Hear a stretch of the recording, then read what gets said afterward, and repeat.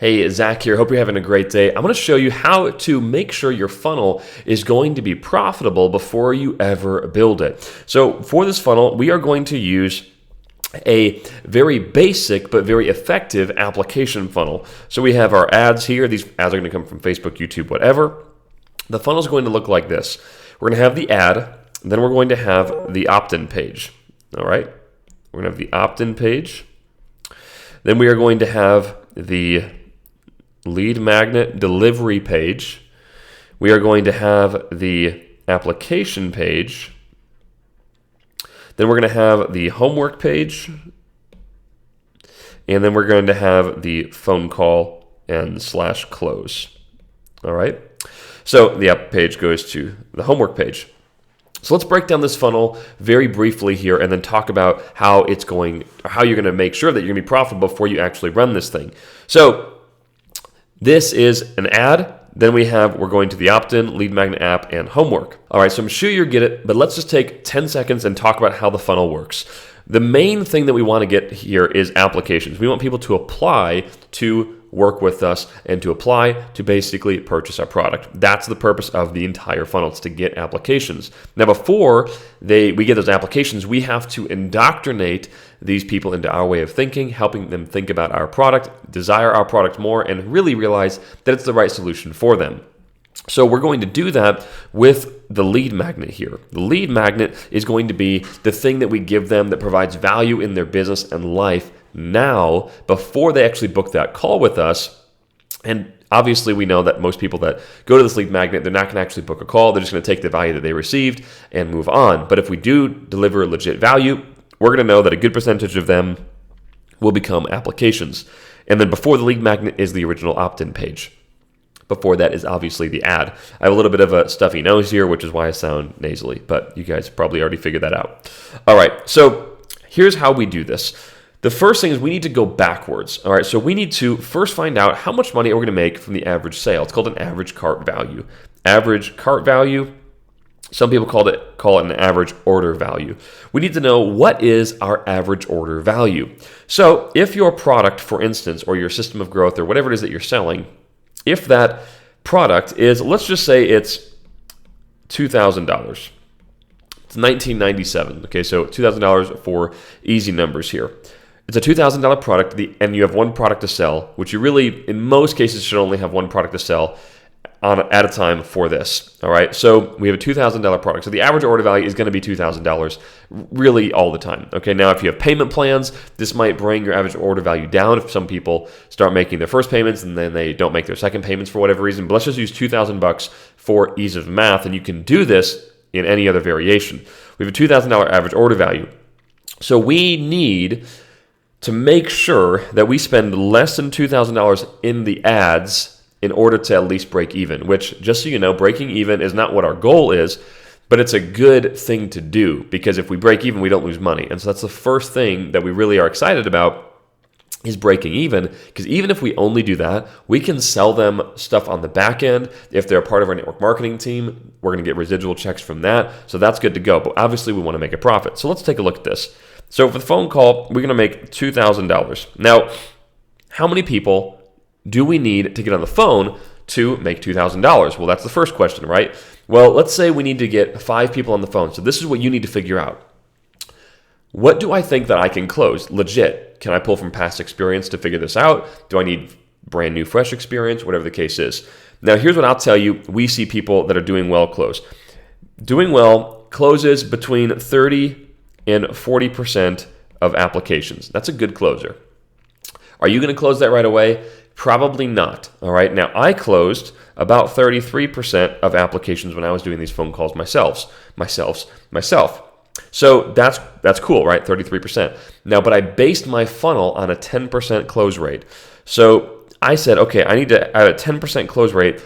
That is 1 out of 10. That's not really that good. But if I can base it on that, well, I could probably be profitable. So that means I need 10 applications to make $2,000. So check this out. That means I can spend, if I close 1 out of 10, I can spend $200 per application and still break even.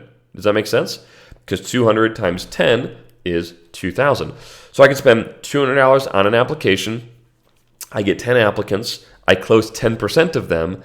And what do you know? I just broke even. Now, if I want to double my money, for instance, which I think is the real first goal of any funnel like this, if I want to double my money, well, I need to do either $100 applications, or I can close at 20%, or both, and then I'll really make good money. So let's say that we have a $200 application rate and a 10% close rate. What I'm going to want to do is say, all right, my very first goal is to get to a 20% close rate, because that means that I'll be closing enough to double my money. So I'm going to work on a 20% close rate. I'm basing the funnel on a 10% close rate though, but I'm going to shoot for a 20% close rate, and now I'm just going to back into it. So that means I can spend $200 on an application, right? Well, a decent, I shouldn't say it's good, but it's a decent application rate is 10%. A lot of times you can't go much higher than that at scale with advertising. You can get like 12, we've got as high as 18% with advertising, but it's pretty hard. So we base our funnels on a 10% application rate, which is a healthy app rate. It's not to the moon, but it's definitely not bad by any stretch. So that means that if my app rate is 10% and I have a $200 cost per application minimum, that means I can spend $20 per lead, per opt-in. I can spend $20 for a front-end opt-in. If I get 10 of them, that costs me $200, and at a 10% application rate, I'm going to get one application. If I close at 20%, I close 1 out of 5, well, you guys get the picture. I'm going to double my money. So that means I'm really focusing on, in the beginning, a $20 cost per lead. Now, a lot of people can take this one step further. You can look at cost per click. Honestly, I found, especially as all of the ad platforms have gotten better and better over the last 5 years, focusing on stuff like cost per click, it doesn't really matter. You really only need to be looking at one major stat, and that is money in versus money out.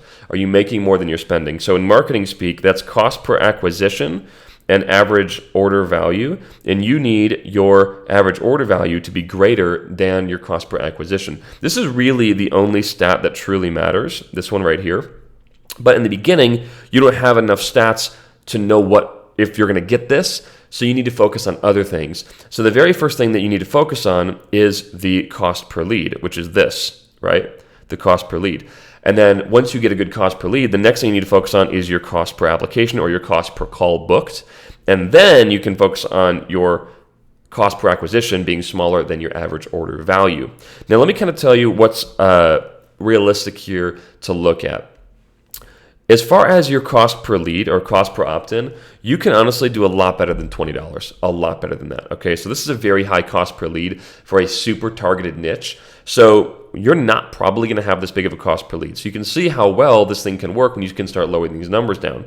So let's say you have a $10 cost per lead, which is still not that great. Okay, it's a decent cost per lead, but it's not mind-blowing. And it all depends on the niche that you're targeting, what you're going after. Now, in this context here, we're going after network marketing, or we're building a network marketing style business. So if you're targeting a hyper niche group of people, the cost per lead will increase. If you're targeting a more broad group of people, then the cost per lead can go down. So a $10 cost per lead is actually a little bit more accurate when you are looking at a niche that's somewhere not super broad, but not super niche down. So we're kind of looking a little bit closer like this. So if I drop my cost per lead to $10 and I have a 10% application rate, well, that means that my cost per application is only $100. So if I only have a $100 cost per application and I'm closing 1 out of 5, 20%, well, that means that for every $500 I spend, I'm going to get a plus $2,000 back, which is a plus $1,500 profit for doing that. So you really have two major levers that you can pull: lowering your cost and increasing the amount of times that you actually make a close. Now, let me talk about one other last thing, which is when you scale up, your margins decrease. And the reason for that is because the cost per lead goes up. So we've talked about this before in other videos, but let's say you have a target and this target is 1 million people. So let's say you're targeting a niched group of human beings. These are real estate agents that are in a network marketing business. Okay, so let's just pretend there's 1 million of those people that are sitting around on Facebook. I'm using random numbers, obviously. There's 1 million of those people on Facebook.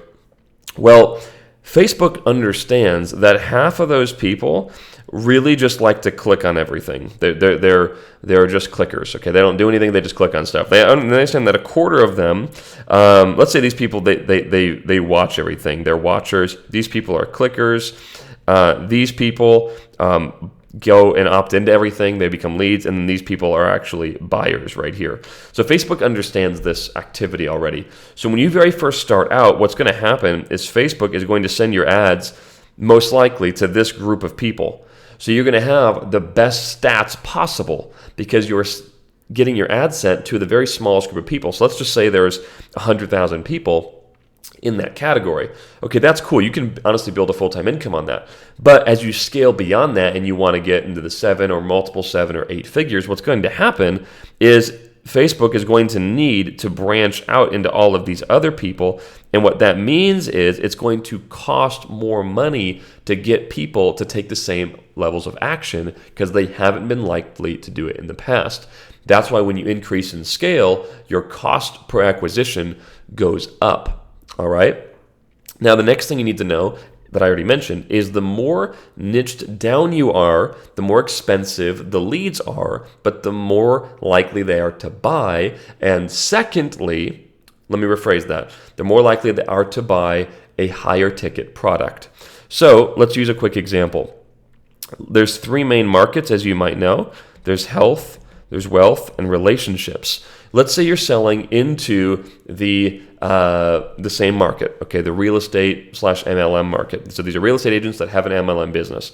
Well, we know that's in the wealth market. So in the wealth market, there is 2 categories. There's real estate, and then there is MLM. Well, we're not selling into either of those, are we? No. So we're actually going into probably the MLM market, and the sub-market we're going into is MLM people that they're also real estate agents.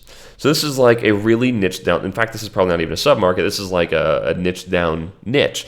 So it takes more money to reach these people than it does the people in the wealth market or just in the straight up MLM market. Because in fact, there's actually a sub-market here called home-based business that we actually missed.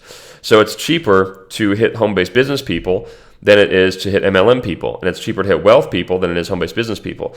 But the further backwards you go, so that as you go backwards into the wealth market, the more broad that category is. Because everybody, if you ask anyone on the street, hey, do you want to make extra money? They're all going to say yes.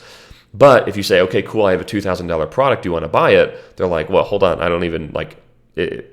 What's the product? You're like, oh, it's helping real estate agents build an MLM business. They're like, I'm not an MLM and I'm not a real estate agent. So that's going to be a hard product to sell people in this wealth market.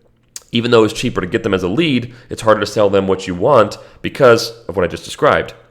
Same thing with home-based business and MLM itself. So as you dive in to these markets and you get into what's called a niche, there's a smaller group of people down there. So you have to go through all of the other ones in terms of cost in order to get those people at scale. I said at scale for those of you that are like seasoned marketers and you were like wanting to correct it. I said at scale, so calm down. But it costs more money to get those people in that deep niche at scale. But once you get them, it's easier to have them purchase a high ticket product. So you actually could sell these people something for way more than $2,000. You could probably sell them something for more like $5,000, $6,000, or $10,000 because they're a very specific group of people with a very specific problem that they already know that they have, most likely.